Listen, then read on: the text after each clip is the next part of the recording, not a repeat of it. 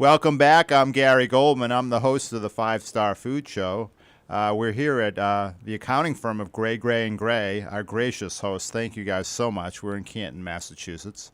I'm being joined by one of the directors from the accounting firm of Gray, Gray & Gray, Frank McLaughlin. Welcome, Frank. Well, thank you for having me, and again, a pleasure for you guys to come on in and host the show, so appreciate it. Oh, you're very welcome. And Frank, we're so lucky today to have as one of our guests Chandra Goldrup, who's with Taste Hospitality, the Farmer's Daughter restaurant, as well as a number of other ventures which she's going to be talking about today.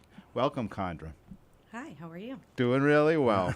So why don't you tell us a little bit about what you're doing at Farmer's Daughter, what it is, and the other restaurants that you're involved with today. Sure. So we're located in Easton, Massachusetts, and we focus on farm-to-table breakfast and lunch dining. We do a couple nights of dinner right now, which is just kind of gearing up to kick off our full-scale dinner restaurant, which is going to be a few doors down the street. We are redoing an old church, actually, and opening up a dinner concept. It's going to be called Township. Oh, that sounds very interesting. How did you come about doing that? So I really am a farmer's daughter. It's true to its name. Love cooking, grew up cooking at a young age. Always wanted to do a breakfast and lunch concept, which is a little different than the average restaurateur or chef.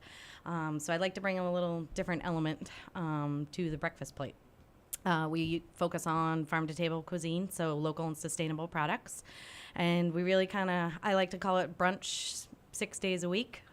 So what you the entree sounded fabulous. Yeah. And you have a lot of different farms involved. How do you make all those connections? Well, it's been challenging. We're going into our fourth year. Every day I make new connections and resources. It got kicked off with a couple great local farms. We have a neighboring organic farm called Langwater Farm that handles all of our seasonal produce. Husband and wife team. They basically almost abut the restaurant property, so you can't get any closer to our door than that. And I really kind of strive off of what they have locally available, and that's kind of what gears the menu, the specials, our direction. I'm also working with a couple other great local farms. Our newest venture and something we're really excited about is we've been working with a local chicken farmer, Featherbrook Farms out of Rainham, which is just a few miles down the road from the restaurant. They are now sourcing all of our locally eggs, so we get to claim that we get to source all our eggs from one farm. And the really cool thing is about that is working with a small, great relationship with our chicken farmer. This has been 3 years in the works. We're finally launching it, and we get almost day of eggs at the restaurant. And I feel pretty proud about that, and I feel like it's something that not every restaurant, especially a restaurant that focuses on breakfast, where eggs is such a huge staple part of our menu, we get to say we pretty much have a day of fresh egg. That's awesome. And how do you work with Frank in terms of accounting, financial control, and that kind of stuff in your operation? So Frank pretty much tells me how to spend my money, which is nice. It keeps us in line. So, which is a huge part because, food is the fun part of my job, but it's also business. So he helps with the food costs, and does he help you with the opening of the new restaurants that you're planning? Yes, he's been an integral part in that, and a lot of planning going into that. It's going to be a much larger operation than what we currently have.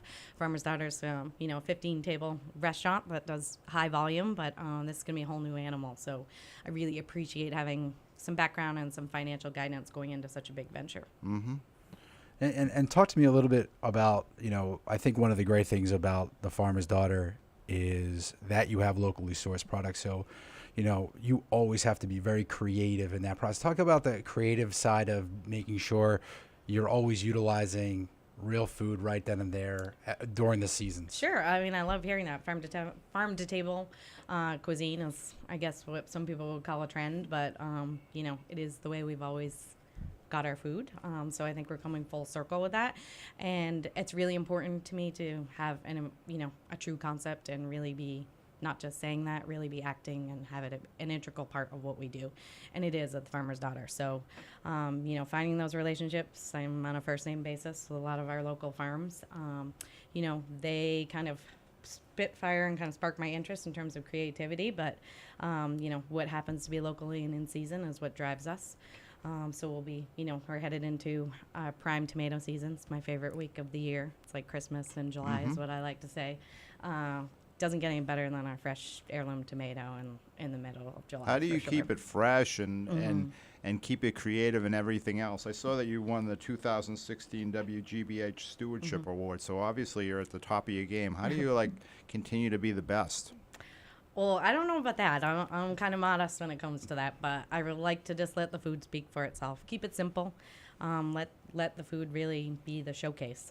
I'm just kind of the facilitator and the flavor builder is what I like to call myself. Just kind of bringing those elements together and putting it out there. The food should speak for itself.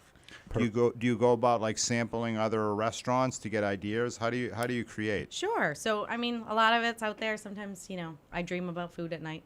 So a lot of my specials and new additions to the menu are stuff that just kind of came to me in the mist, and sometimes I might wake up and remember them, and sometimes I don't.